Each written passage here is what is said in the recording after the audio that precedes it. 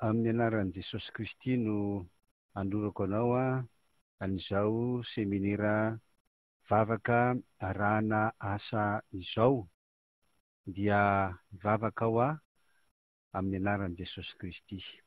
Raha eo misaotra anao fa mbola mena fahasoavana ndraiky eto mpamitonao reto, afaka andre anaraka ary ampiatra izao fanazavana fifampisarana mikasika ny asa atao ao aorianan'ny vavaka atao izao.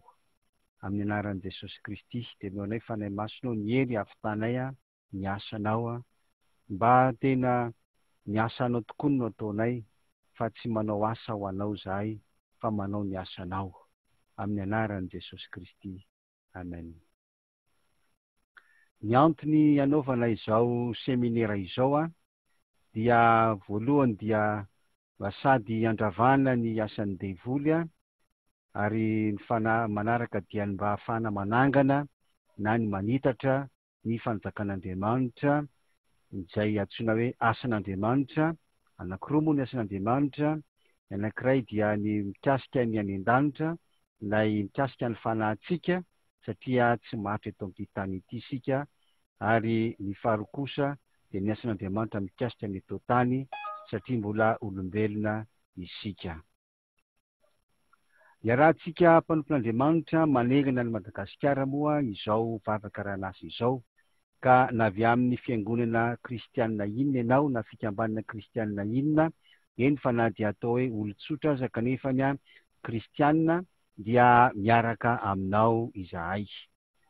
Ny fitiavana no rafitra amin'ny fehintsika araka ny voalaza amin'ny Korintianina 1:7-12, 14 hatramin'ny 15, izay mamitona fa ny fitiavana no maharitra mandrakizay. Izay ilay antsoina hoe vavaka arahana asa miainga amin'ny fitiavana. Koa manentana anao amin'ny anaran'i Jesosy Kristy izahay entany namana raha toka nahita fahatsarana tamin'izao CD izao ianao. Misy dingana anankiefatra azy anehoana izany vavaka arahana asa izany. Voalohany dia ilay fitiavana izay nresantsika teo, hotantsika moa fanazavana an'izany rehefa avy eo, ary dia ireo olona miaina ao anatin'izany fitiavana izany no miara-mivavaka manao ny antsoina hoe ady ara-panahy. Voalohany zany dia ilay fitiavana agape, ary ny faharoa dia ny antsoina hoe ady ara-panahy. Ny fahatelo kosa dia ny fitoriana ny filazantsara ny fitiavana, filazantsara ny fitiavana. Ary ny fahaefatra dia ny miara-miasa amin'ny fitiavana, ilay antsointsika hoe arahan'asa ny vavaka. Ireo dingana efatra ireo no velabelarina ao anatin'ity horonan-tsary ity. Iza moa ny misionera evangelista Iary sy Daniela Rajaonamanana Mivady. Izay dia nantsoin'Andriamanitra mba hanao an'izao vavaka arahana izao, araka ny voalaza ao amin'ny Isaia 40 sy ny Jeremia 1:10 tapany voalohany sy ny 10 tapany faharoa. Izay laza manao hoe fa izao Jehovah nanendry anao zao an'izao anam-pahefana amin'ny fanjakana sy ny firenena, mba handrava, handrodana, hanongotra, anjera ny asan'ny Satana ary hanangana sy hanorina amboly ny asan'Andriamanitra, mba mitsangana miazava fa tonga ny fahazavanao.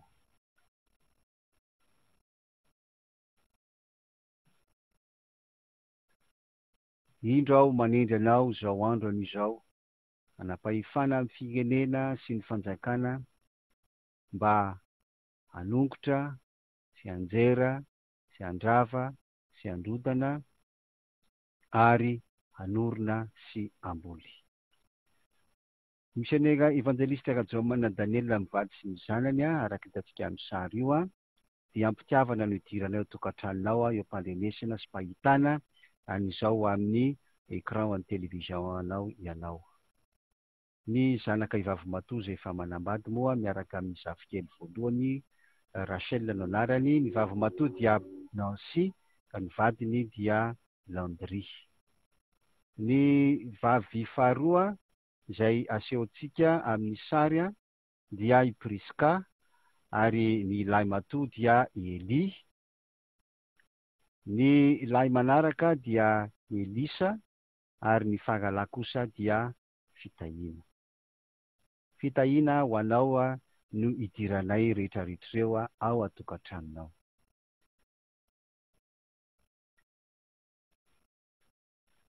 Vavaka arahana asa. Ny programan'Andriamanitra no asehonay voalohany aminao noforon'Andriamanitra aloha ny zavaboary rehetra mba hanompo antsika araka ny voalaza ao amin'ny Genesis toko voalohany 1:1-5. Rehefa mamaky izany Genesis toko voalohany izany ianao manomboka ny 1:1-5 dia nahitanao fa noforon'Andriamanitra aloha ny zavaboary rehetra mba hanompo atsika. Faharoa, noforon'Andriamanitra ve ny olombelona araka ny voalaza amin'ny 2:20 manao hoe ary Andriamanitra nanao hoe andeha isika amorona olona tahaka ny herintsika araka ny tarehintsika. 2:20 amin'ny toko voalohany misy an'izany. Mba haninona?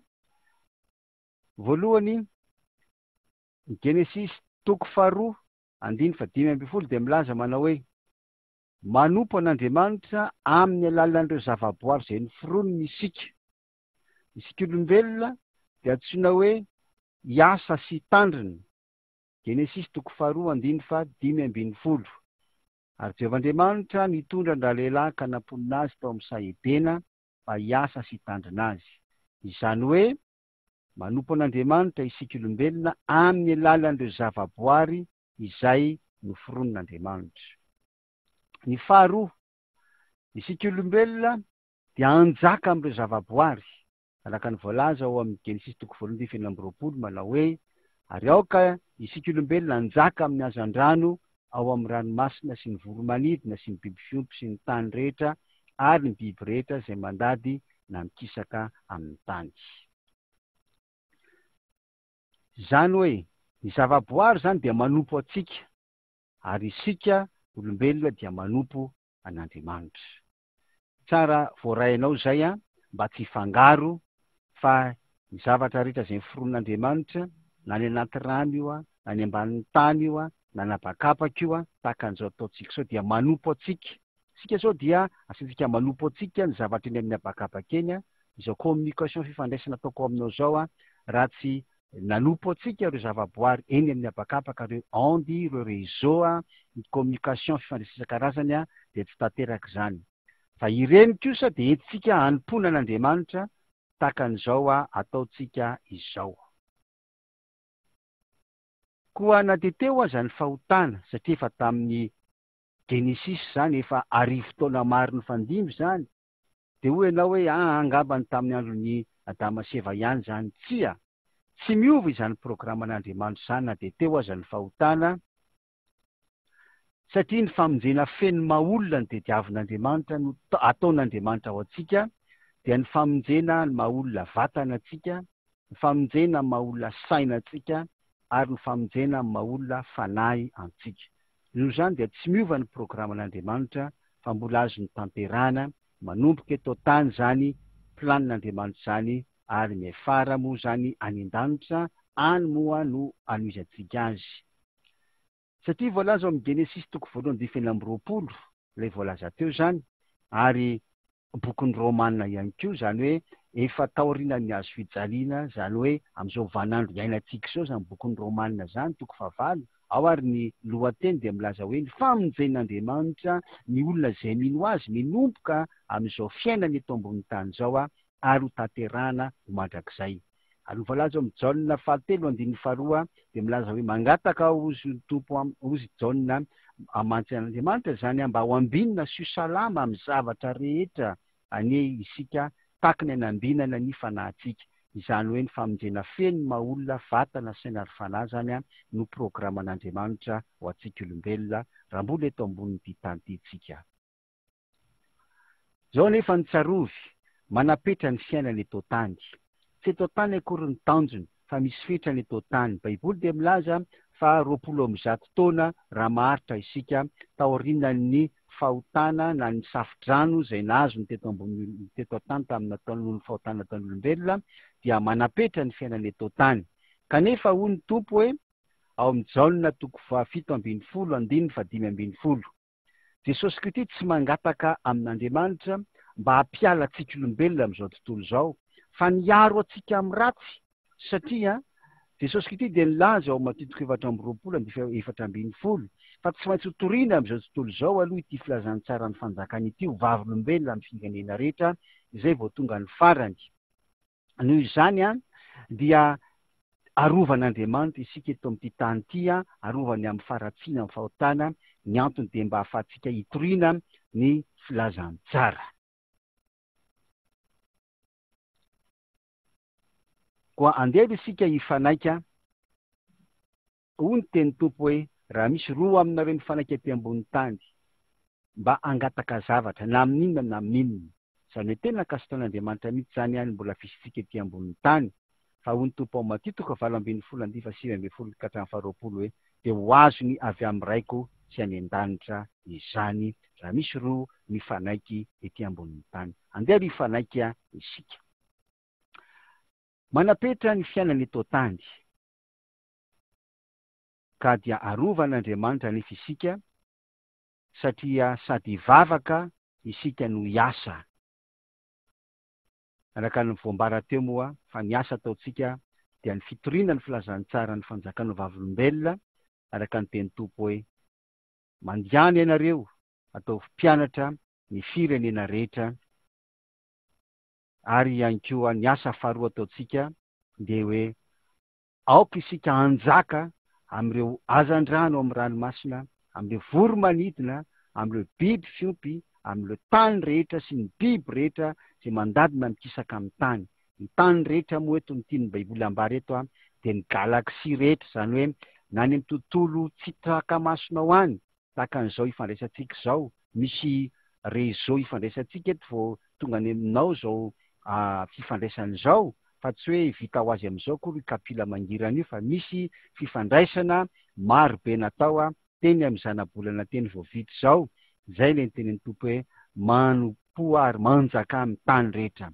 Ny Romanina 9:20 izay mario ikany fa tao aorianany niakarany Jesosy Kristy tany an-danitra, zany hoe le fotoana nilatsahan'ny fanahy masina, raha asiana daty dia hoe tany amin'ny taona fa 5:30 tany ho any, tsika zao dia taona 2:24 no nanoratana zany bokin'ny Romanina zany, dia zao no vaky ny tena hoe fa izao zavatra ary rehetra izao, izao zavaboary rehetra ny foron'Andriamanitra izao dia samy maniry fatratra ka miandry ny fampisehoana ireo zanak'Andriamanitra. Izao zavatra ary rehetra izao zany dia miandry ny fisehoanao zanak'Andriamanitra. Ianao no antsoina hoe zanak'Andriamanitra. Ireo zany hoe zanak'Andriamanitra be dia be zany, tahaka miteny zany ny zavaboary eny amin'ny habakabakeny na ny ambanin'ny tany na anaty ranomasina hoe roviana re ianao zanak'Andriamanitra no mba hiseho fa mitaraina loatra izay.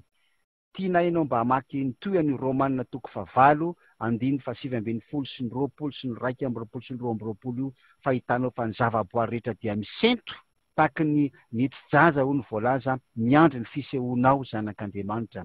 Koa noho izany sady vavaka isika no hanao asa, satria miandry antsika ireo arena rehetra izay nataon'Andriamanitra mba ho fitaovana am-pelatanantsika, ao avadikintsika ho voly izy ireny hitoritsika ny filazantsara, ao avadikintsika ho fitaovana ireny arena ireny hitoritsika filazantsara, ao avadikintsika fitaovana ireny arena ireny hividianantsika Baiboly izy ireny no vadika ho vola zany dia hividianana Baiboly dia ho zaraina mamaim-poana amin'ny mpiaramonina. Isika moa zao dia efa manao Baiboly amin'ny alalan'ny telefona, mila voly zany, manao Baiboly isika miainao manjery, mila voly zany, mitory filazantsara isika, anangana sekoly isika, anangana toerana fampianarana sy fitsaboana amin'ny anaran'i Jesosy Kristy isika, ireo toerana maro isan-karazany ahafahana mitaiza ny tanora amin'ny alalan'ny sport, hainao manjery isan-karazany, mila vola izany, mila fitaovana izany, mila olona izany indrindraindrindra.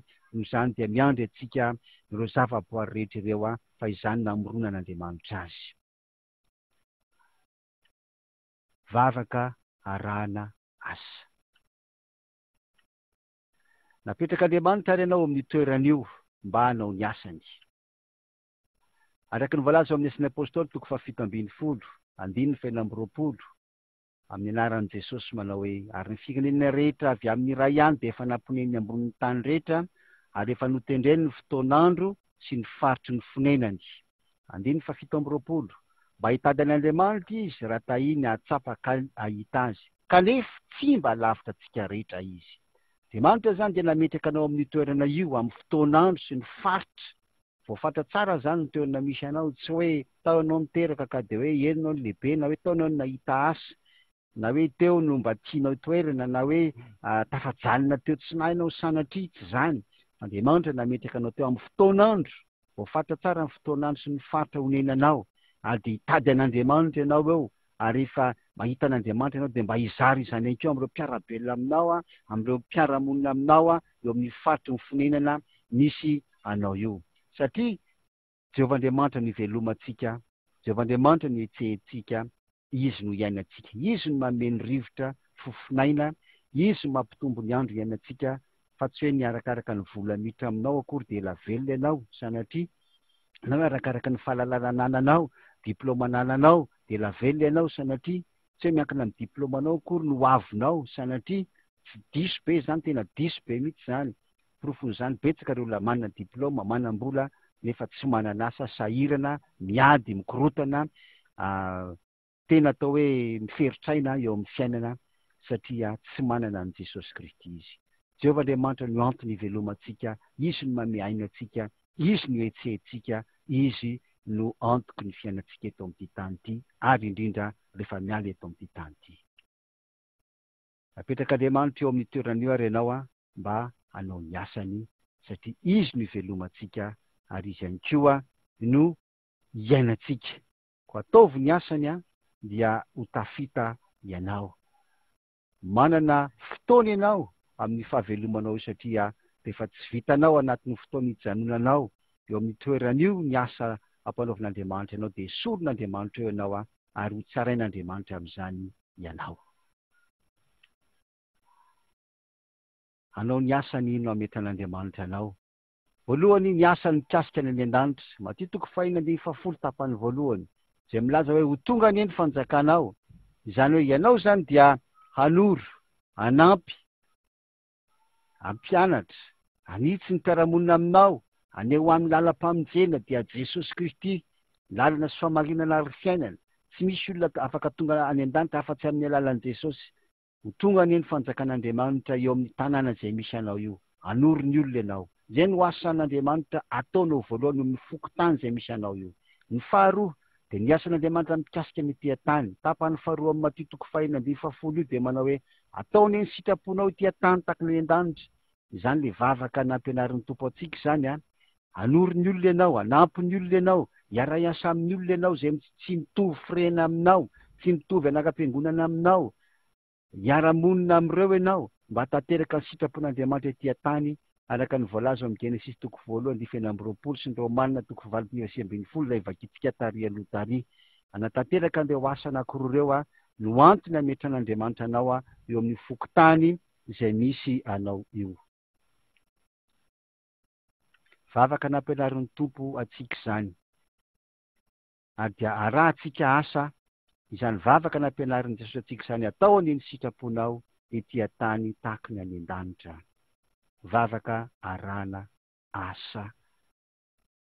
Ny asa dia tsy maintsy miaraka amin'ny finoana, ary ny finoana tsy misaraka amin'ny asa.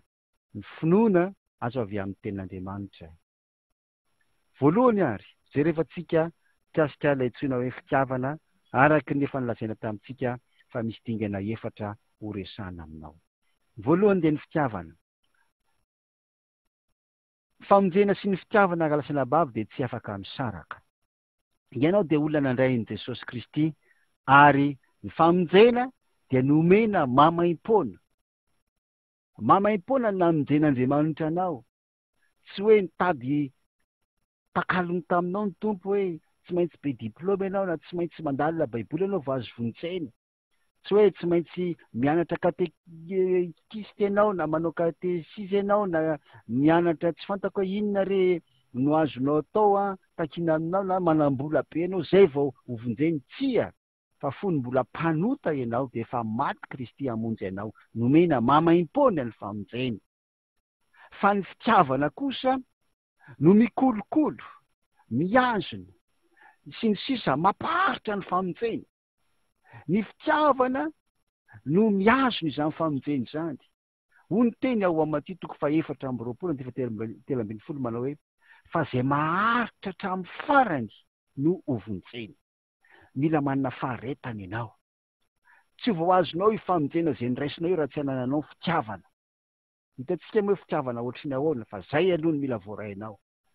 Ka raha misy olona milaza fa manam-pamonjena izy kanefa tsy manam-pitiavana, aoka izy andiny tena, fa tsy iaina amin'ny faharetana izy, tsy hanana faharetana izy, ary dia ho sarotra aminy ny miazona izany famonjena izay nomeny Jesosy Kristy azy mamaim-poana teo an-Kalvari izany. Hoy ny voalaza amin'ny Korintiana 2:13, aloha ny 9 manao hoe ny fitiavana ozy izy de tsy ho levona mandrakizay. Ny fitiavana tsy ho levona mandrakizay. Misy olona mandray ny famonjena dia manana fahamezam-pahasoavana maminany, fa ny faminaniana dia ho levona. Misy olona nandray ny famonjena dia nandray ny fanahy masina amin'ny teny amin'ny teny tsy fantatra. Ny fitenina amin'ny teny tsy fantatra dia hitsahatra. Misy kristianina manana fahalalana, satria ny fanahy masina dia manome fahalalana sy fatakarana, fa ny Baiboly dia milaza fa ny fahalalana dia ho foana, fa ny fitiavana irery no tsy ho levona mandrakizay.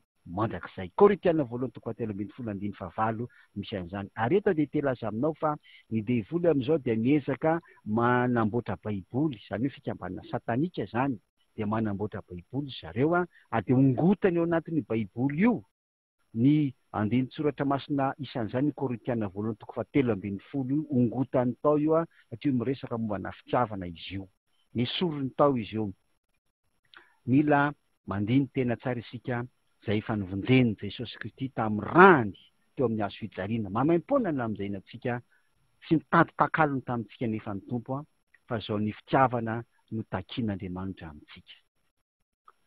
Ny fitiavana dia nanoloran'i Jesosy Kristy ny tenany ho sorona mamaim-poana teo amin'ny hazo fijaliana, fanavotana mamaim-poana. Zay le fitiagape. Tsy misy fitiavana ambony noho izany. Dia ny manolotra, manome, tsy mitady takalony. Ary io fitiavana nomen'Andriamanitra io aloha ny raisitsika voalohany. Le fitiavana avy amin'Andriamanitra aloha ny raisinao, io tsy maintsy raisinao.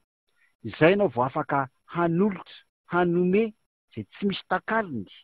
Ny antsoina hoe fitiavana araka ny voalaza ao amin'ny Jaona 1:4-10. Io ny famaritana ny antsoina fitiavana, Jaona 1:4-10. Io lay tena fitiavana. Le tena fitiavana zany dia zao, Jehovahandriamanitra nitianao, ka nomeny anao lay zanany, dia Jesosy Kristy, zanan'ilay tokana, satria Andriamanitra dia nitianao. Ary manomboka teo amin'io nandraisanao an'i Jesosy Kristy io, tamin'ny fotoana io, zay nanekenao tamin'ny vavanao ary ninonao tamin'ny fonao, dia azo antoka fa ho any an-danitra ianao.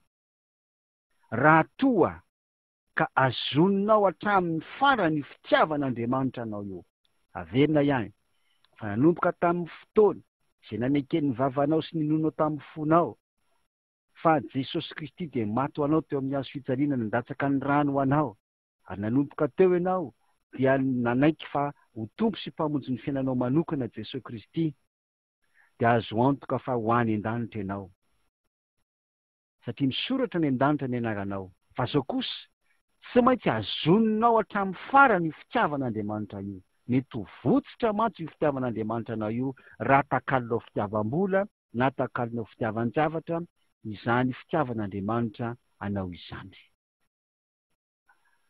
Mialohan'ny akanesantsika ny an-danitra nefany dia mbola asain'Andriamanitra manatanteraka ny programany ety an-tany alohasika, araka ny vavaka nampianarin'i Jesosy atsika ao amin'ny Maty 5:10 manao hoe ho tonga an'iny fanjakanao, atao an'iny sitraponao ety an-tany tahaka ny any an-danitra. Nahoana ary ny tsy mety tanteraka izany, nefa teny naloko ny vava amin'i Jesosy.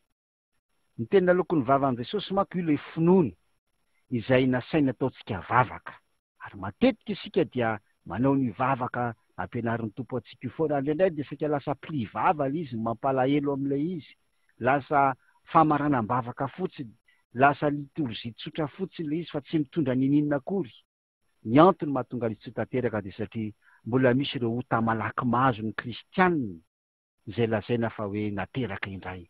Na dia nanao an'ilay tonom-bavaka taria aloha ary ianao, dia misy an'ireo ota malaky mahazo ireo izay manimba ny fiainam-pananao ary mijerevantsika ireo karazana ota malaky mahazo ireo. Fa ireo no mahatonga an'ilay fitiavana tsy tamana ao anatintsika, ireo no mahatonga an'ilay famonjena ohatran'ny tsy azo antoka zany amin'ny fiainanao. Indraindray ianao toa ohatran'ny verina manota, indraindray ianao toa ohatran'le atao hoe lavo matetika ireny dia mipepaka lava. Ary mampalahelo fa indraindray ny kristianina dia miandro fotoana lahady na sabotsy andeasana any am-piangonana mba hifona ny bebahana ho any amin'ny ampalopandriamanitra mba hanao confesy na hibebaka amin'ny Jesosy any na hangataka vavaka dia sasatra miarina lava, sasatra mibebaka lava. Raha lasana bavy, misy ny antsoina hoe ota malaky mahazo, ireny ho ampaseho anao ankehitriny ary dia ho asehonao koa ny lalana ahafahanao miala amin'izy ireny. Amin'izay dia ho haintsika tsara mihitsy ny manao ny sitrapon'Andriamanitra manomboka eto amin'ity tany ity. Araka ny voalaza amin'ny Jaona voalohany toko 5:20 dia misy karazany anankiroa ny ota.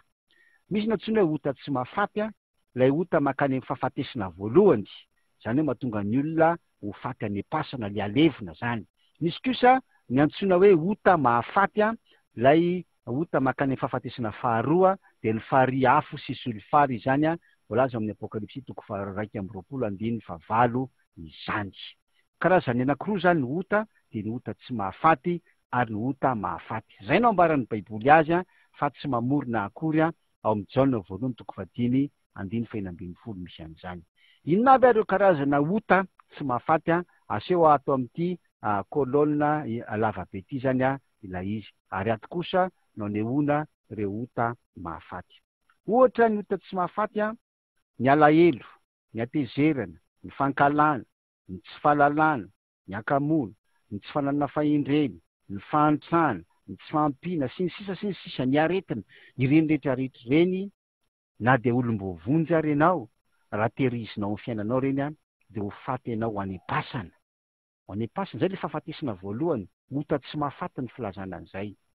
Satria raha ho avy ny fotoana anankiray hitsangananao amin'ny maty dia reny toetra ratsy reny dia levona avokoa reny, miaraloha any am-pasana any reny, fa ny tenanao dia tafy tena vaovao dia ho any an-danitra ianao, raha zanak'Andriamanitra ianao. Raha zanak'Andriamanitra ianao ao. Ny mampalahelo nefany, raha ohatra ka tsy voafehitsika tsara ny ota tsy mahafaty reny, ny alahelo, ka tsy voafehitsika reny dia ho ararotiny Satana reny varavarana alahelo reny, dia lasa olona tsy afaka hamela heloka ianao. Ka raha maty ao anatin'izany tsy fahaizana mamela heloka izany ianao, dia ho any amin'ny afo be fa tsy any an-danitra. Izay maharatsy be an'ilay hoe azomina ilay ota tsy mahafaty, tehirizina. Baiboly dia milaza hoe omeo lalana ny fahatezerana, tezera fa aza manota fa ratsy ny fiafaran'izany. Baiboly dia milaza hoe tiava ny fahavalinao. Ny olona dia miteny hoe mankahala ny fahavalinao, fa ianao miteny hoe tiava ny fahavalo, aza mankahala ny fahavalo. Fa raha mankahala ianao dia lasa tsy afaka mela heloka, lasa hiteraka fahotana anao zany, lasa hiteraka fiantsinady zany, dia fiafaran'izany raha maty ny olona iny dia ho any amin'ny elo. Ny tsy fahalalana, hoy ny Baiboly amin'ny Hosea 4:4-5 hoe ringana ny olona no tsy fatoy ny fahalalana, ny olona tsy mety mianatra. Tokony manana fahasoavana izy hianatra, fahafahana izy hianatra, fa mijanona amin'ny kilasy de septième izy ohatra noho ny tsy fantatro, nefa ny tokony mbola hianatra. Reny olona reny, kristiana izy nateraka indray izy manana ny Jesosy izy fa reny olona reny izy fotoana izy raha sendra ny fakapanahy, mety tafiditry ny fakapanahy izy noho ny tsy fahalalana ananany, dia lasa mety hamitaka izy, mety hangalatra izy sy ny sisa. Za zao miresaka aminao amin'izao zavatra zao, raha tsy nanana fahalalana ny tenako, nianatra, sarotra amiko nampitan'izao any tokantranonao satria mampiasa teknôlôjia aho. Eto aho dia sady miresaka no mandray feo no manoro anao raha tsy nanana fahalalana de zavatra hafa nataoko teto, amitapitaka anao fotsiny eto nataoko. Ilaina ny fahalalana. Ao any koa ny akamoana, ny bolina toko 220 fa zany akamoana zany de tena loza de loza ny fiafaran'izany fa lasa angalatra ny olona raha vao miaina anatin'ny fakamoana. Fa kinga ny bolina toko 220 ny tsy fanana fahendreny, Jakoba toko 3:17 fa ny fahendrena azy avy any ambony dia madio aloha ary tia fihavanana, mandefitra, mora lahatra, be famitrapo-tsy be voka-tsoa, tsy mianana na miatsara velatsy. Raha mifanohitra amin'izany ny toetranao, hota tsy mahafaty zany de jereo fa ny fiafaran'izany de izy ny baiboly hoe izany fahendreny zany de tsy ny avy any ambony fa araky ny ety tany any, araka ny nofo, araky ny any demonia. Misy any ny olona tsy manana fahadiovana, any demonia zany. Olona tsy tia fihavanana, any demonia zany. Ny olona tsy mandefitra, any demonia zany. Ny olona tsy mora lahatra, any demonia zany. Ny olona tsy mahay mamindra fo sy tsy manana voka-tsoa sy olona mianahana, miatsara velatsy, any demonia zany. Hitanao fa zavatra any demonia zany ho tamakaiza any amin'ny afo be zany. Tandremo fa ny tsy fananana fahendrena dia mety akanisanao ny amin'ny afariamy rehetra avy sy ny fara. Akanisana mihitsy zany. Fahendrena hota tsy mahafaty fa tandremo raha lasina bavy. Maloto. Ny kristiana ilay dia miaina amin'ny falotona. Loto tena loto ara-nofo mihitsy. Ny fanahy ihany ny diovina fa ny nofo tsy maninona. Tsy fahendrena zany. Raha maty anatin'izany ianao tsy ho any amin'ny elo fa raha sanatria ka mihitatra ilay toetra ratsy ao anatinao, hoy ny baiboly zany fahendrena zany de tsy avy any ambony fa avy amin'ny demonia, araka ny nofo any demonia. Fanahy masonao ianao no ampatakatra ny olona ny amin'izany zavatra zany izay nambarany eo amin'ny Jakoba toko 3:17 rehetrarehetra amin'ny anaran'i Jesosy. Amen. Eto koa ny fantsana, ny tsy fahampiana. Mazava be fa ny olona kristianina mantra mety lasa hitady vahaolana izy. Misy ny fikambanana antsoina hoe tiens, fikambanana satanika, fikambanana franc-maçon, izay manolotra hoe aty misy vola omena fa manaova an'izao. Fikambanana satanika reny. Raha lasana bavy, tandrema, efa tsy ampy ao am-tokantranonao. Hota tsy mahafaty zany. Fa raha vao tsy voafehinao zany, tafitana fikambanana satanika isan-karazany ianao. Rehefa mifanatrika aminao mivantana moa zay dia resana aminao inona daholo karazana fikambanana satanika izay efa tonga eto amin'ny firenentsika, efa maro izy ireo. Satria amin'izany dia teneniko hoe tiansa teo. Ny aretina, ireny dia hota tsy mahafaty reny. Tsy fantatra hoe tsy mahonim-po ianao, tsy mahonina ianao fa mihinana foana. Ohatra hoe tsy miborosy ny foana ilay olona dia marary ny nifiny. Reny dia hota tsy mahafaty reny. Fa zao, raha tsy voafehitsika zany zavatra zany mety lasa hitady fanasitranana ny fikambanana satanika hafa ihany koa isika. Betsaka izy ireny amin'izao fotoana izao mila fahendrena isika. Mety koa mbola misy karazana hota tsy mahafaty izay miseho be dia be indrindra amin'izao fotoana izao. Ao amin'ny Deutéronomia toko 2:20, dia misy olona izay novetavetaina lehilahy anankiray terena. Ny forsena nga filazantsika azy. Hota tsy mahafaty ho an'ilay vehivavy zany satria ny forsena izy. Fa ho an'ilay lehilahy izay nanao kosa dia tena fahotana ho azy. Vakio Deutéronomia toko 2:20. Fa iny vehivavy iny izay niara-ny fanolanana, raha tsy vita fanafana izy raha tsy nandrain'i Jesosy, hivadika ho toetra ratsy, filan-dratsy, mety lasa hijangajangy iny olona iny fahotana ho azy izay lasa mpijangajangy izy amin'izay fotoana izay. Korinthiana voalohany toko 1:20, lasa toetra miaina ao anatiny izy lasa nikorinana anatin'ny lalan-drany ihany ilay filana ratsy. Taty amin'ny voalohany mety voavetaveta fotsiny izy fa rehefa tsy nandrain'i Jesosy izy io vehivavy io dia hivadika ho mpijangajanga mihitsy aty ambadika. Misy ihany koa ireo hota tsy mahafaty azo vokatry ny fanabeazana fahiny teo amin'ny ray aman-dreny. ohatra hoe navelana ara-po amin'ny filma na amin'ny sary na amin'ny feo na amin'ny soratra mamofady, reny filma na feo na sary na soratra horery reny, reny filma na sary na feo na soratra momba na asan'ny satana reny, fa be dia be izy reny amin'izao fotoana izao a. Malagasy moa dia efa manana lecteur DVX, DVD daholo amin'izao fotoana izao tokantrano, ary dia be dia be ny filma izay mandeha, ny sary, ny soratra, ny feo izay mandeha, dia reny no avela jeren'ny ankizy a, ota tsy mahafaty reny amin'ny voalohany, fa rehefa avy eo a lasa ota mahafaty iny raha efa lehibe ilay zaza ka tsy vita fanafana isy ny fianakaviany, mety ho lasa mpahalmon'olona, lasa ho mpifokarongony, lasa ho mpijangajanga. Zany ilay toetra rehetra sary izay hitany tao anatin'ny filma iny, na le sary na le feo na le soratra iny a, dia hikoriana ao anatin'ny ati-dohany iny a, hiresaka ao anatin'ny sain'le zaza iny a, raha tsy vita fanafahana izy sy ny fianakaviany a, dia lasa toetra velona ao anatiny a, dia lasa ho tanterahany ny toetra izay hitany tao anatin'ny filma iny.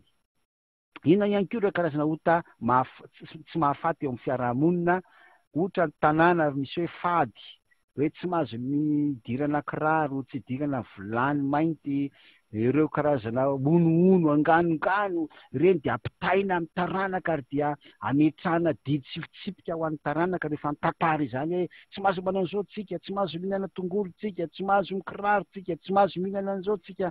Ireny ota tsy mahafaty reny amin'ny voalohany rehefa raisin'ny taranaka, fa raha vao tena atao finoana ilay izy, tena iainana, atao finoana mihitsy zany, hivadika ireny, ho lasa sampy eo amin'ny tanàna, lasa sampy n'ilay faritra, ary ota mahafaty zany. Voalaza amin'ny Deutéronome toka 8:10 izay mila vakianao zany a, fa ny olona manao an'izany dia andova ny faharimy rehetra afo sy solofara. Zany ny miandry azy reny olona miaino anatin'ny fanompontsampy eo amin'ny tanàna ireny. Zany indrindra no anton'izao vavakarana zao, satria misy natsoina hoe ady ara-panahy izay ho ataontsika. Ny vahaolana ary amin'ny ota tsy mahafaty dia ao amin'ny Jaona 20 ahitantsika ny fandraisana amin'ny finoana sy amin'ny fitiavana tsy ampy salasalana, ny vokatry ny sorona izay nataon'i Jesosy Kristy, io ilay fitiavana agape. Ka manasa anao ary amin'izao fotoana izao a, andeha anaraka izany hoe asa sorona nataon'i Jesosy, na le fitiavana nataon'i Jesosy ho asy anao. Eto a dia te-hiteny aminao hoe mangataka aminao mba apetraka ao daholo izay asa rehetrarehetra ataonao amin'izao fotoana izao a, ary hifantoka ianao a, raiso ny baiboly a, hidio ny trano efitrano izay misy anao a, andeha isika anaraka izany. Raiso ny baibolinao ary amin'ny anaran'i Jesosy a, fa hivavaka ao aloha. Raha eo amin'ny anaran'i Jesosy Kristy, misaotra anao Tompo fa afaka nandray ny fitiavana avy aminao zay. Misaotra fa ny baiboly dia nanehoanao a izany fomba andraisana ny fitiavana izany.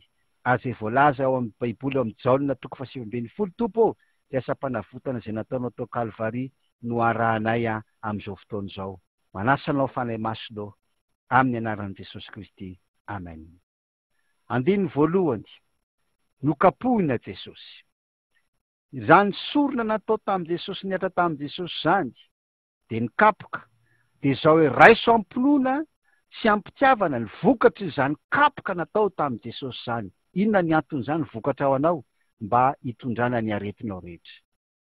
Ny antony kapohina ny Jesosy zany a, dia hitondrana ny aretinao rehetra. Na inona aretinao amin'izao tsika amin'ny teny izao, na kely io aretinao io, na aretina mitay izy io, na ozy ny dokotera tsy sitrana tsony io, na ozy ny dokotera entinao mandramaty io, tsia! Lainga ny satana zany. Dokotera tsy mandainga fa satana ny mandainga. Satria efa nikapohina Jesosy Kristy, ary nikapoka anazy an'i Jesosy Kristy iny a, iny ny fanafody ho anao. Raiso zay a, raiso amin'ny finoana sy amin'ny fitiavana, fa vokatra ho anao zany. Matimaty foana Jesosy a, raha tsy nitondra ny aretinao. Nikapokapohina fotsiny Jesosy a, raha tsy nitondra ny aretinao. Omeo lanjany manomboka amin'izao fotoana izao ny antony kapohina ny Jesosy Kristy, satria nitondra ny aretinao, ny antony nikapohina ny Jesosy Kristy. Andininy faharoa, nosatroana tsilo Jesosy. Ny antony nanasatroana satroka tsilo an'i Jesosy Kristy, dia mba hitondra ny adi-tsainao rehetra, ny adi-tsainao rehetra, be dia be ny problemanao, probleman'ny saina ary io no mahatonga ny olona amin'izao fotoana izao a, tena mamono tena sy verevitra, ary indrindra na de mpivavaka ary izy de lasa manao vavaka tsy mipetraka amin'ny tokony izy tsony, satria ataony maivana ny antony satroana satroka tsilo an' Jesosy Kristy. Vahaolana amin'ny ta tsy mahafaty ny resana aminao eto zao. Miatsainao io meo lanjany ny antony nanasatroana satroka tsilo an' Jesosy Kristy. Fotoanantsika eto moa manapetra, satria mbola maro ny zavatra ho resantsika eto. Andiny faharoa ihany koa, nampitafiana lamba volomparasy ny tompo. Inona ny dikan'izany? Mitondra ny henatra ao rehetra izy. Ny henatra ao rehetra, betsaka ny karazana henatra eo amin'ny fiainanao. Any amin'ny asa, any amin'ny fianarana, eo amin'ny fiarahamonina. Ny antony nampitafiana lamba volomparasy an' Jesosy de zao, mba hitondrana zany henatra ao zany. Ataovy mavesa-danja aminao, zany sorona niatra tamin' Jesosy zany, zany fitiavana naseho an'Andriamanitra anao zany. Nasiana tehamaina ny tompo, fitiavana anao zany. Tsara tarenga ianao io e. Ianao de mitena za de ratsy bika, za de zao, tsisy lana. Tsara tarenao, efa nasiana tehamaina ny tompo. Andiny faefatra, tsy nahitana heloka Jesosy, voavela ny heloka ao. Noho izany tsisy afaka nameloka anao. Tsisy afaka nameloka anao. Romana 8:2 fa tsisy fanamelona azy ao amin'ny Kristy Jesosy. Andiny fadimy, nase teo anatrehany vahoaka Jesosy. Andeha amin'ny fiarahamonina ary ianao, andeha amin'ny filaminantsaina sady tsy amin'ny henatra, satria iseho anatrehany fiarahamonina ianao. Andiny fahenina, hoenjehana ianao, nefa sambatra izay enjehana noho ny fahamarinana. Mateo 5:10. Andiny fafito sy ny fahavalo sy ny fahasivy sy ny fahafolo. Noho ianao zanak'Andriamanitra, dia hisy mpanapaka hitady izay asoanao, ka tsy tokony vakilony amin'ny problema n'izao tontolo izao ianao. Andiny 11. Nomen'Andriamanitra fahefana feno ianao. Andiny 12. Ka manompoka izao dia an' Jehovah ny ady. Andiny 12 dia milaza hoe omboy amin'ny hazo fijaliana. Inona ny dikan'izany? Ny hazo fijaliana manko dia fametrahana ireo problema rehetra. Noho izany, ny olana dia zao, zay rehetra tsy manana ny Jesosy dia be problema. Ny olona tsy manana ny Jesosy ny be problema. Zany ny olana. Ny olona tsy manana ny Jesosy zany ny olana. Fa ianao tsy olana satria ianao olona manana ny Jesosy. Noho izany ny olona tsy manana ny Jesosy no be problema. Mbola miresaka amin'ny vahaolana ihany tsika amin'ny ota tsy mahafaty. Toy atsika ny 9:20. Tamin'izany Pilaty dia nanolotra azy, nanolotra an' Jesosy tamin'ny vahoaka mba hombona amin'ny hazo fijaliana, dia niraisin'ireo Jesosy. Ny dikan'izany dia hoe ny jentilisa no be problema fa tsy ianao, satria nandrainy natolotra Pilaty ho an'ny vahoaka Jesosy. Tsy anao ny problema fa ho an'ny jentilisa. Andiny 7:20, 8:20, 9:20. Ary Jesosy nitondra ny hazo fijaliany. Ataoko menamena mihitsy izy. Netiny Jesosy Kristy avokoa ny fahotanao rehetra. Ny hotanao mahafaty sy ny hotanao tsy mahafaty zany. Netiny Jesosy ny hotanao rehetra. Fijaliany, hazo fijaliany Jesosy izy hafa le hazo fijaliana taty aloha. Iny dia problema ny jentilisa iny. Fa eto indray dia Jesosy mihitsy nitondra ny anazy manokana, dia tsy nafa ny fahotanao. Hota mahafaty sy ny hota tsy mahafaty, zay ny hazo fijaliany Jesosy. Hitondra ny hota tsy mahafatinao io sy ny hota mahafatinao io. Io no entiny Jesosy Kristy. Andiny 9:20. Jesosy avy any Nazareta mpanjakan'ny Jiosy. Zay ny soratra eo amin'ny hazo fijaliana. Io dia tsy inona fa milaza hoe Jesosy Kristy ny mpanjakan'ny Madagasikara. Raiso zany fa Jesosy Kristy ny mpanjakan'ny Madagasikara. Satria efa netiny Jesosy avokoa ny hota mahafatinao sy ny ota tsy mahafatinao rehetra. 12. Ary izany anaran'izany dia novakiany jiosy maro ary voasoratra tamin'ny teny Hebreo sy Romana sy Grika izany. Dikan'izany dia izao: ho fantatro izao tontolo izao fa Jesosy Kristy ny mpanjakan'ny Madagasikara. Jesosy Kristy ny mpanjakan'ny fokontany misy anao io. Tahaky ny mpanjakan'ny fiainanao an'i Jesosy Kristy.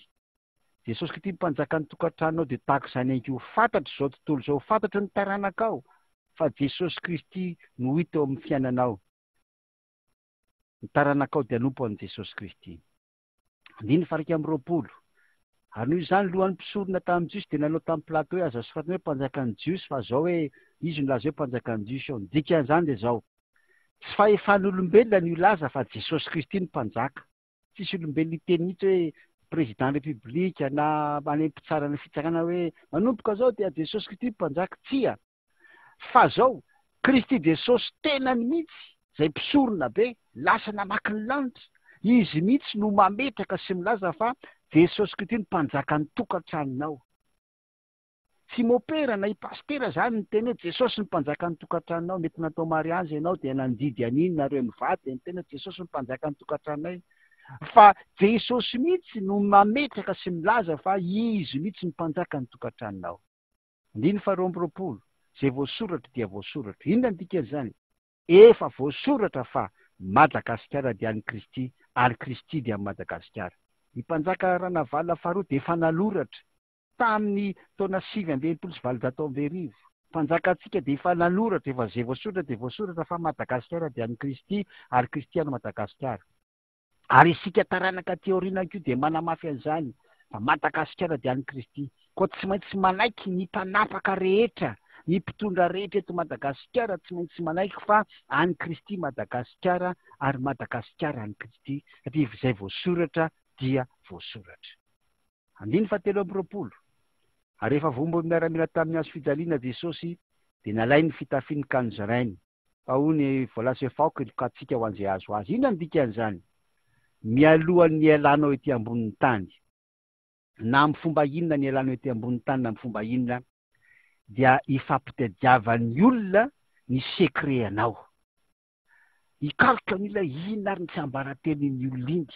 Mialohan'ny ialanao ety tany ary manomboka zao fotoana andrenesanao zao hainao manjery izay amplificateur an'Andriamanitra zao, dia hanomboka ho variana aminao ny olona inona ary ny tsy ambaratenin'ny olona ireo. Ahoana ary momba an'ireo olona ireo?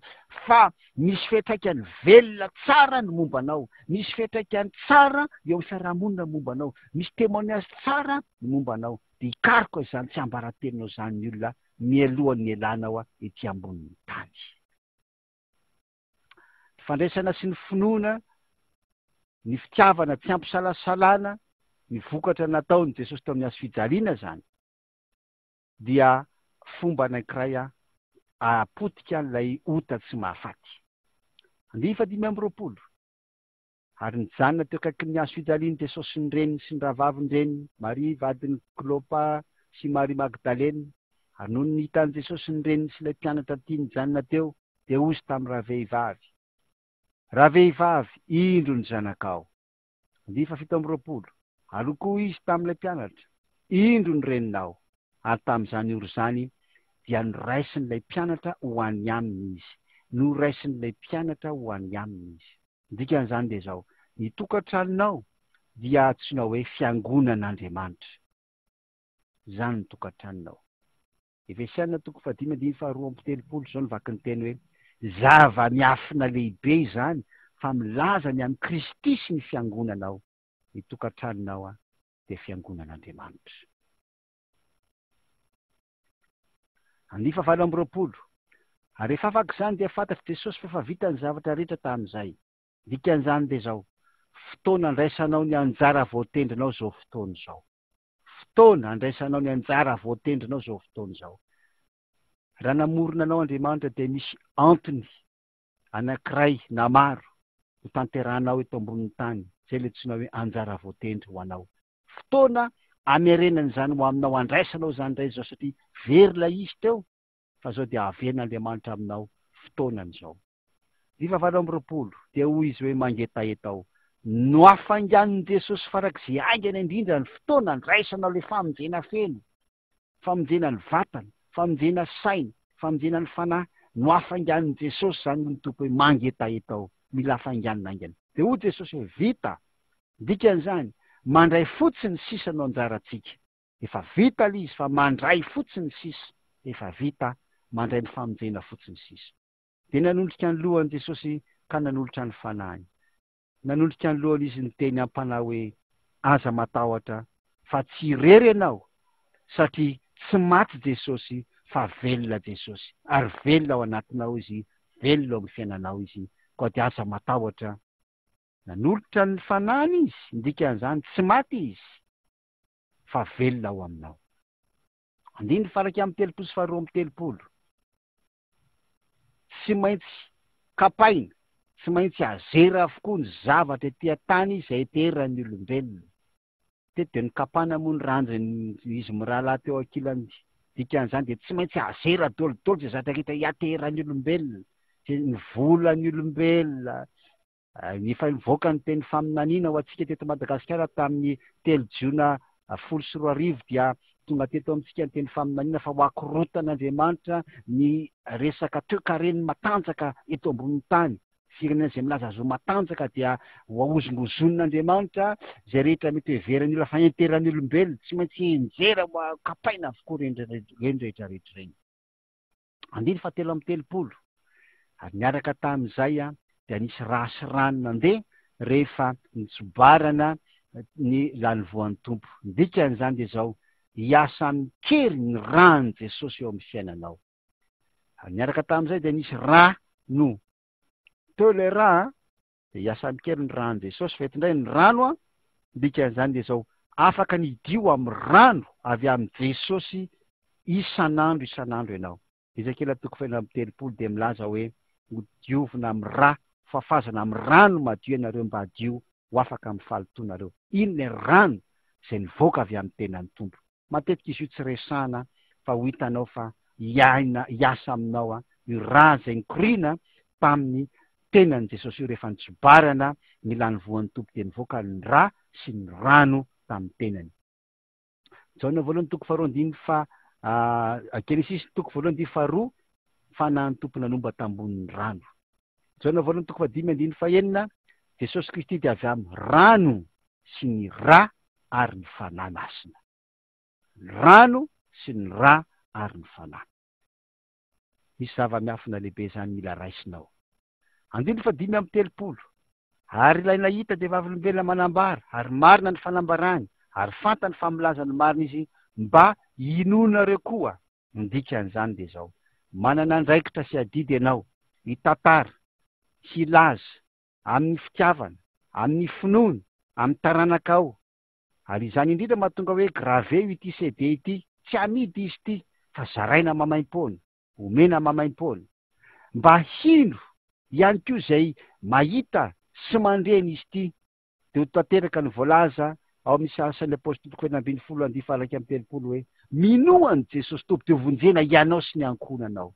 Ny ankonanao tsy ho voavonjy amin'izao fotsiny raha tsy ampahitanao an'izy ity izy, ho tantarainao aminy zany. Eny, hatramin'ny taranakao izay any ekibonao any aza, ho an'izay mbola hiteraka dia fotaneny sahady. Raha efa misy zanaka ao ekibonao, raha vehivavy ianao dia ametro tanana izy dia teneny sahady hoe ho anao zany teny zany. Fa vonjeny ianao sy ny taranako, ho vonjeny ianao sy ny ankonako. Andiny 7:30 hijery izay ny lefoniny izy. Ndikan'izany izao hijery sady handrain'i Jesosy Kristy ho tompo sy mpamonjy ny fiainany avokoa ny taranakao rehetra.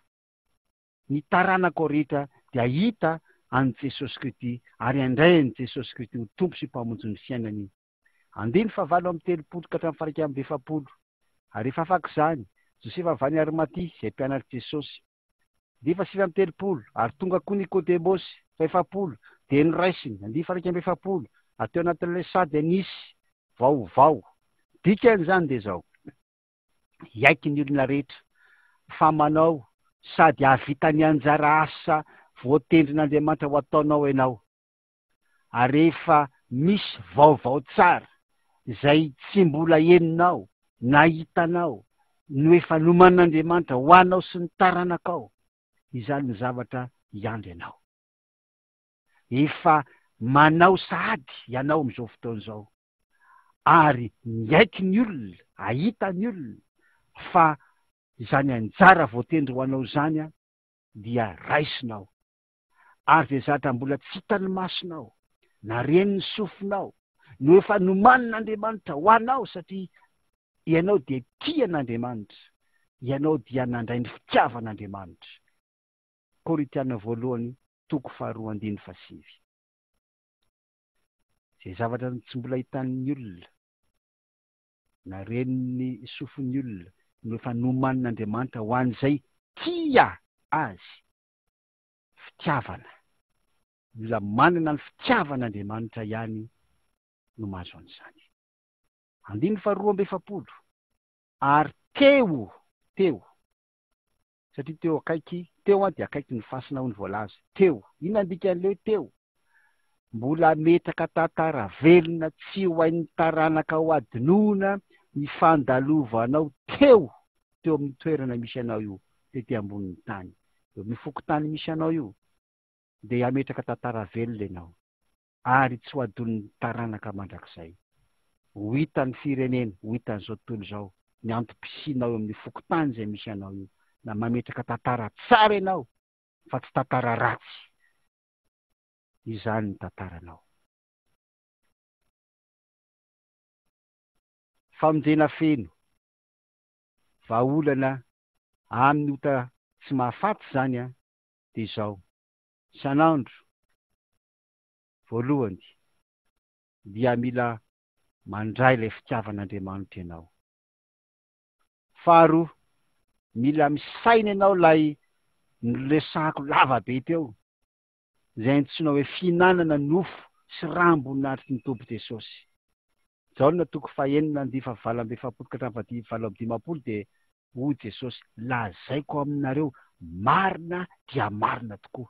Rehefa Jesosy izay miteny hoe marina dia marina, aza asiana hevitra, aza asiana izao ny dikan'izany, aza asiana hoe izao angambany, na hoe izao ny hevitra zany, fa Jesosy hoe marina dia marina, tsisy discussion zany. Ny aretina, Isaia 53:4, ny fahantrana, Korintiana faharoa 2:8, ireny rehetrarehetrareny dia izao, vahaolana ho an'ny nofo sy rambon'atry ny Tompo Jesosy. Avereny hatrany Jaona 3:20 dia ampiaro izay tandrify eo amin'ny fiainanao. Sika moa dia manana fifandraisana amin'ny alalan'ny hainao manjery, dia afaka fampiantso isika manao fiambonana fiaraha-mivavaka ao anatin'ny hainao manjery. Fahatelo, ny fisainana pozitif hatrany, mila misaina zavatra tsara hatrany ianao, mila mahay miaino fitarihan'ny fanahy masina zany ianao. Hoy ny voalaza ao amin'ny Romanina hoe, sasy amin'ny Korintiana, fa izahay dia manana ny sain'i Kristy, izahay dia manana ny sain'i Kristy. Io sain'i Jesosy Kristy io zany mila nanany miatodoha antsika, dia lasa misaina zavatra pozitif, misaina zavatra tsara hatrany isika. Raha misy zavatra ratsy eo amin'ny fiarahamonina, dia misaina zavatra tsara, avadio tsara iny zavatra ratsy eo amin'ny fiarahamonina. Ohatra hoe misy mangalatra zany efa misy mangalatra, avy hatrany tonga dia matahotra ianao, matahotra safidio tsara ny tranga izy zany, fa tonga dia misaina zavatra tsara ianao hoe amin'ny anaran'i Jesosy atsaratra izany fanahy fangalarana zany, avadika ho zavatra tsara zany. Mbola te hifandray aminao hatrany zay, fa zao mila mahay miaino ny fitarihan'ny fanahy masina ianao. Romana 9:5, fa zay tarihan'ny fanahin'Andriamanitra ny zanak'Andriamanitra. Hoy koa ny teny eo amin'ny Efesianina manao hoe mila vozona ny fanahin'ny saitsika, fanahin'ny saina. Romanina 2:12 hoe mangataka ao izy mba ho avozona ny saitsika, atakatra ny sitrapon'Andriamanitra izay sady tsara no marina, fanavozana ny saina amatarina sitrapon'Andriamanitra. Mila manana fisainana pozitif hatrany isika. Ny fahefatra dia izao, mila miasa mifanaraka amin'ny tonom-bavaka natao. Nanao vavaka antsika tany aloha tany, dia mila mifanaraka amin'izay ny asa ataonao. Ny fisainanao dia ataonao pozitif, mifanaraka amin'ny tolom-bavaka izay ataonao rehefa hiasa ianao. Any am-pianarana ianao manana fisainana pozitif, na dia mbola sarotra ara le sujet d'examen, na mbola sarotra ara ny fampianarana, aza mijery hoe zay tsy manam-bola anaovana akory, zay tsy manam-bola ianarana, zay sahirana, aza mijery an'izany fa manana fisainana pozitif.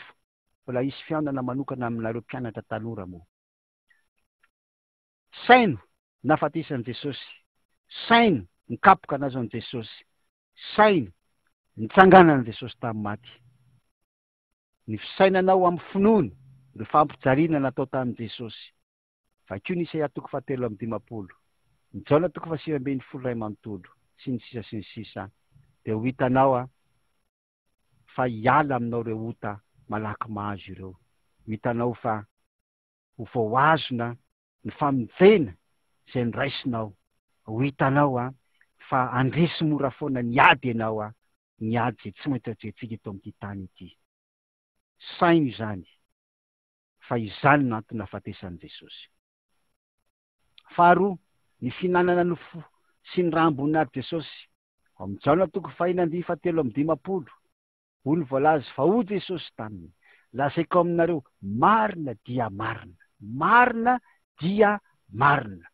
Raha tsy mihinana nofony zanak'olona sy misotro ny rano ianareo dia tsy manana fiainana ao aminareo. Zay zany le hoe mihinana nofo sy ny rano amboninahitry ny Tompo.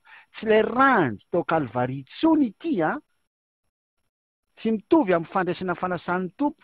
Le fahatsiarovana le rano tao Kalvaria ny fahatsiarovana iny. Fa iny dia zao, noho izany dia betsaka ny marary sy marofy ao aminareo ary maro ihany ny efa nodimandry. Satria fahatsiarovana fotsiny le fandraisana fanasan'ny Tompo. Tsy izay ty resahany ity, fa izy ty dia efa Jesosy Kristy ao amin'ny voninahiny, izay le hoe voninahiny ity. Tompo, izy efa mivoninahiny, efa ny an-danitra izy ary mampidina ny nofony sy ny rano io. Raha te hanana fiainantsika manomboka eto amin'ity tany ity, sotroy ny rany hoan'ny nofony. Teniny izany, marina dia marina ozy izy. Noho izany tsy doktrininy ty resako aminao ty, tsy fotom-pampianarako ty, tsy hanangana fiangonana ray tsika na fampianarana manokana dia ndeha hanaraka tsy ahitany fiangonana misy ianao. Fa mitovy ny fiangonantsika, na protestante ianao, na evangelika ianao, na karismatika ianao, na inona, na sabatista ianao, na ladista ianao, tsy olana mitovy satria samy ho any an-danitra isika. Fa zao ho Jesosy hoe marina dia marina hoan'ny nofoko sotroiny rako. Tsy ilay fandraisana fanasan'ny Tompo io fa raha iny betsaka ny marary sy marofy. Ty le marary sy marofy ty le aretina, ty lay ota ota tsy mahafaty ozy izy tsika. Marary sy marofy io le ota tsy mahafaty. Kanefa ny amotika an'izany mihitsy no ilaitsika. Mihinana nofon'i Jesosy sy ny rahan'i Jesosy. Fahatelo, ny fisainanao pozitif isa minitra isa segondra. Mila misaina zavatra tsara foana tsika isa minitra. Satratr'izany tsy mety io zavatra io. Korintiana 2:12-20. Fa iza no nafantatra ny sain'ny Tompo mba hampianatra azy? Isaia 40:13. Fa izahay manana ny sain'ny Kristy. Hitanao zany? Rehefa manana sain'ny Kristy ianao, sain'ny Kristy nge pozitiva foana e.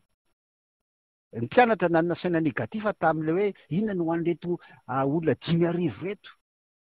Tanenefitra tsisy boulangerie taty, tsisy mpanao mofo aty. Raha nisy mpanao mofo ary tany mety tsy ampy ny mofo.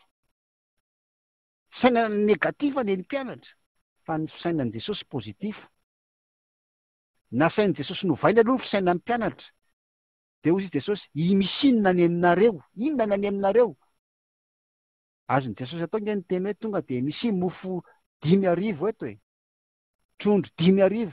Azony Jesosy atao zany fa zao mbola novaina aloha sain'ny mpianatra hanana fisainana pozitif hoe misinina ny aminareo. Mila sina zavatra anatin'ny saintsika, saina pozitif. Mofo 5 sy azan-drano 2. Hay, hitanao zany, nanana fisainana aloha, zay vao niasa Jesosy. Koa, tsy maintsy avozina ary ny sainao. Romanina 2:12. Alaza manaraka ny fanaon'izao tontolo izao. fa miova amin'ny fanavaozana ny saina mba hamantarana ireo sitrapon'Andriamanitra dia izay tsara sady kasitrana no marina. Efesiana 4:23 fa mba ho avoazina kosa ianareo amin'ny fanahy ny sainareo. Hitanao fa manana fanahy ny saina, ho avoazina. Isaia 1:12 ary ny fanahin'i Jehovah hitoetra ao aminy dia ny fanahy ny fahendrena sy ny fahazava-tsaina, fanahy ny fanoloran-tsaina sy ny fanahy ny faherezana, ny fanahy ny fahalalana. Fatahorana ny Jehovah zany dia any amin'ny saina avokoa zany rehetrarehetra zany. Mila voazina zany mbanina fisainana pozitif. Fa izay tarihan'ny fanan'Andriamanitra ihany ny zanak'Andriamanitra. Romanina 8:14. Matteo 5:13-14 ianareo ny fanahy sy ny tany, ianareo ny fahazavany zao tontolo zao, tsy azo afeny na izay tanana miorina tapitelim-bohitra. Ny fisainanao io zany tsy afaka miafina io na dia any anatin'ny ati-dohanao azy. Misy mahita io fisainanao io, tsy azo ofenina satria fanasiny ianao ary fahazavany zao tontolo zao ianao. Na tsy miteny ary ianao hita ny fisainanao anatin'ny ati-dohanao ao. Tsy azo ofenina. Inona mola hoe sitrapon'Andriamanitra?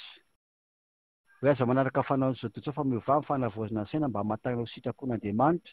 Ny sitrapon'Andriamanitra io dia tsy inona fa ny sitrapon'Andriamanitra mikasika ny eto tany sy ny any an-danitra arak'ilay nambarantsika tany aloha tany. Anankiroa sitrapon'Andriamanitra, ny iray mikasika ny eto tany, ny iray mikasika ny any an-danitra. Faefatra, miasa mifanaraka amin'ny tolombavaka ny finoana nataonao. Rehefa mivavaka dia mivavaka amin'ny finoana dia atao asa iny tolombavaka izay natao tamin'ny finoana iny, tolombavaka ny finoana, fa dia tolombavaka miresaka fotsiny, fa mila finoana. Andriamanitra manko anao mihoatra noho izay niresahanao tao anatin'ny vavaka nataonao. Efesiana 2:7-20. Anao mihoatra noho izay heverinao sy eritreretinao Andriamanitra. Ka izany mahatonga hoe mila miasa ianao mifanaraka amin'ilay tolombavaka iny. Io zany aza adino ny programan'Andriamanitra. Genesis 1:20. Inona mola izy? Hanapaka sy hanjaka amin'ny zavaboary. Aza adino satria hiasa ianao, anao asa mifanaraka amin'ny tolombavaka ianao. Vavaka ranasa moa nataontsika. Ka aza adino ny programan'Andriamanitra iny isaky mivavaka ianao. Hanapaka sy hanjaka amin'ny zavaboary. Fa ireny no mahatonga antsika hiala amin'ilay ota tsy mahafaty ny be ny fanaovana ny programan'Andriamanitra. Hoy ny voalaza, Romanina 2:20. Fa izao zavatra rehetra zao dia samy maniry fatratra ka miandry ny fampisehoana anao zanak'Andriamanitra, ianao le zanak'Andriamanitra, ary tsy ianao rery fa ireo mpiarabelona aminao mifoky tany misy anao reo, na fiangonana iny izy, na ladista, na sabatista, na lendista, na zomaista, na talatista, na inona, zanak'Andriamanitra ireo miandry an'ireo zanak'Andriamanitra ireo ny zavaboary. Mila miara-miasa fanaraka amin'ny tolombavaka ny finoana ianao. Obolana 12:11 izay miasa ny taniny dia voky aniny, fa izay manaraka olo-poana dia tsy ampy saina. Tandremo zany rahalahy sy ranabavy. Vavaka arahana asa. Kristianina malalo, fitiavana avy amin'Andriamanitra mila raisitsika voalohany indrindra aloha. Zay isika vao afaka hitiny mpiarabelona amintsika. Ary izay fitiavana avy amin'Andriamanitra izay dia mampaharitra ny famonjena izay noraisitsika. Ity vavaka ranasa ity dia iarahantsika mpanompon'Andriamanitra manerana Madagasikara, ary ny fitiavana no rafitra mifeha an'izao asa izao. Voalohany, mila miaina amin'ny fitiavana ianao. Faharoa, ireo miaina amin'ny fitiavana no miara-mivavaka manao ny antsoina hoe ady ara-panahy. Fahatelo, ho mpandresy ianao amin'ny fitoriana filazantsara izay ataonao, ho betsaka ny olona voataonanao raha filazantsara ny fitiavana no torianao. Faefatra, hiara hiasa amin'ny fitiavana isika. Hita amin'ny faharoa isika dia ny antsoina hoe ady ara-panahy.